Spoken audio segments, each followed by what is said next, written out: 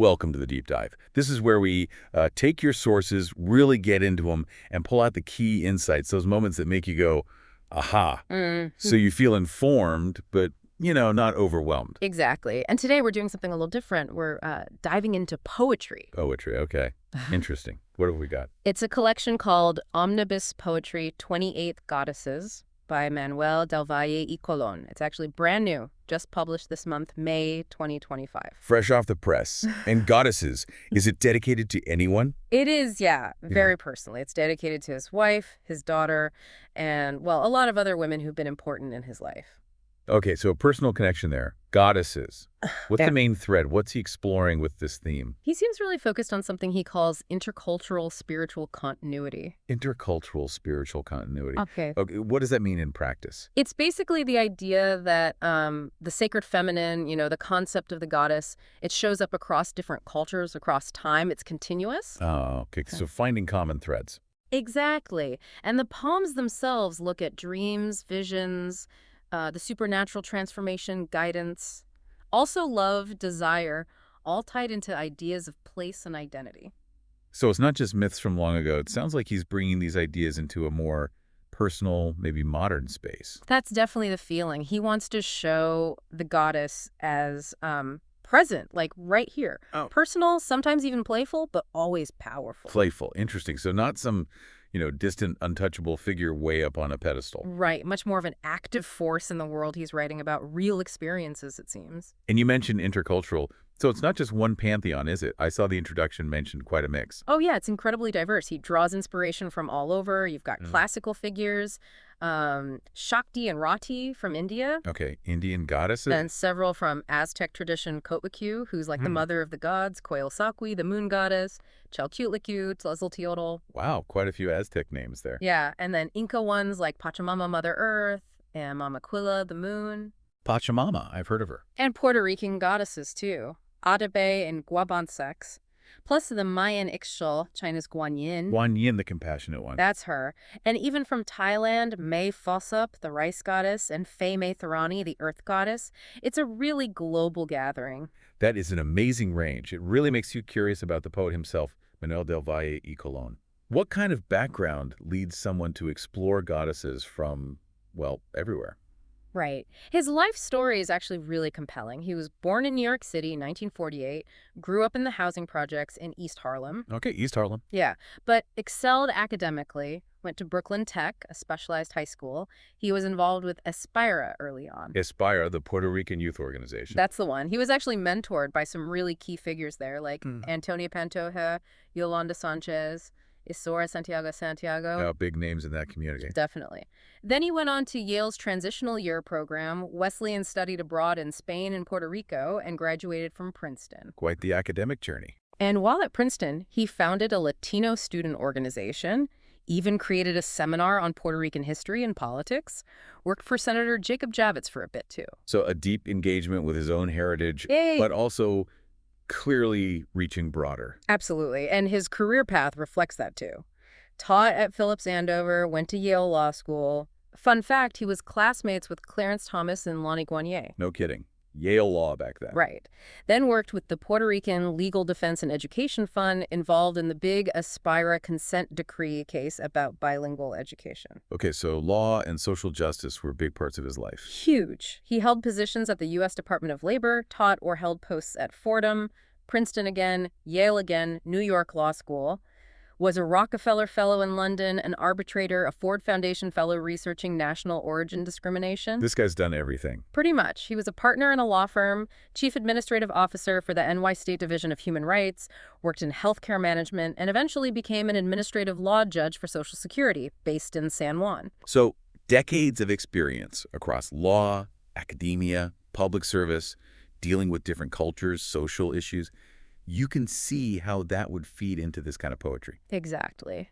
That deep engagement really shines through. And that dedication you asked about earlier, to his wife, daughter, other women, Yeah. it really highlights that this isn't just an academic exercise for him. There's a deep personal connection. He even thanks his Chinese, Thai, and Japanese tutors in the notes, which shows how seriously he took understanding these other cultures. Right. It's not just borrowing names. It's trying to get the context. Seems like it. So when you look at the collection itself, the table of contents has some intriguing titles.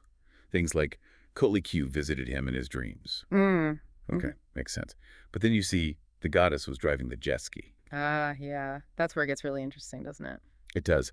What's going on with putting these ancient figures in, well, very modern situations?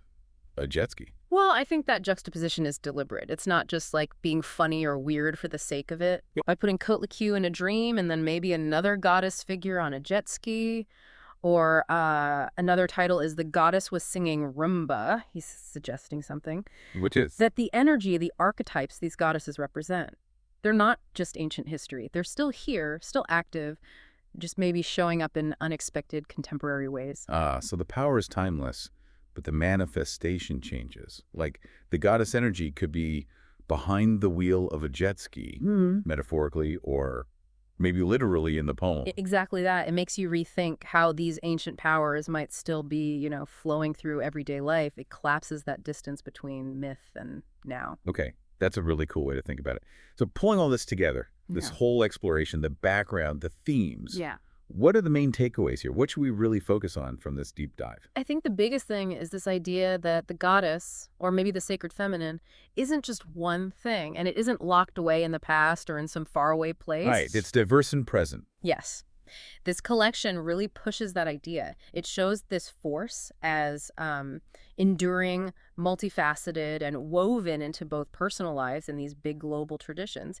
It's about seeing the sacred, well, everywhere, in the personal, in the present. Not just something you read about, but something active. Definitely active. That seems key to his intention, whether it's subtle, like influencing a dream, or, more jarring, like the jet ski or singing Rumba. It feels like a reclaiming of that feminine power, showing it's still got agency. And the diversity is crucial too, isn't it? Not just a goddess, but these specific goddesses from India, the Americas, Asia. Absolutely critical. It's not a monolithic concept. Yeah. Knowing that Coatlicue is this powerful creator mother figure for the Aztecs, or that Tlazolteotl is tied to the moon, that adds layers when they appear in the poems. Gives them weight. It does. Each one, from Chalchiuhtlicue, the protector, to Guan Yin, the compassionate, brings a different facet, a different energy to this idea of the sacred feminine. And how does the personal element fit in? You mentioned titles that sound more intimate, like the goddess painted stripes on his chest. That sounds very metaphorical, personal. Yeah, and that's where those themes of memory, place, identity really connect. It feels like he's weaving his own life, maybe memories, maybe just feelings tied to certain places into these bigger mythological webs. And the goddess isn't just out there, she's also in here, in his experience. That's how it reads. Like he's finding or encountering these energies within his own story, within the landscapes that formed him. It makes them feel less remote, more like intimate companions almost. That's powerful. And then there's that one title, Without the Goddess, There Is No God. That's a pretty bold statement. It really is, isn't it? It sets a strong tone. It sounds like it's drawing on traditions that see, masculine and feminine energies as totally interconnected, essential to each other. Implying the feminine isn't secondary, but fundamental. Exactly. Foundational, an integral part of how existence even works. It puts the feminine divine right at the center. Wow. Okay, so wrapping this up then. If you had to summarize the lasting impression, the big picture from this deep dive into this poetry, what would it be? I'd say it really prompts you to reconsider your own understanding of the divine feminine. It kind of challenges that old idea of a faraway goddess. And replaces it with a sense of her as vibrant, accessible, still shaping things, in big ways and small ways. It's about spotting the sacred in the ordinary, seeing the links between different spiritual paths, and, recognizing the sheer staying power and relevance of feminine divinity. It certainly sounds like Manuel del Valle Colón has crafted something really unique here. A deep, personal, and kind of provocative look at something ancient but also very current. I think so. He's managed to blend myth, place, memory, and just daily life in a way that gives you a really fresh angle on the goddess in all her different forms. It's quite compelling. Well, this has been genuinely fascinating. A different kind of source for us, but really rich territory to explore. Definitely leaves you thinking. It really does. And maybe that leads to a question for you listening. When you think about all these different goddesses, these varied faces of the sacred feminine, and you hear about the author's own personal reflections, what themes, what aspects resonate most with you? And how do you think these ancient archetypes, these powerful female figures, might still have meaning or influence in our world today?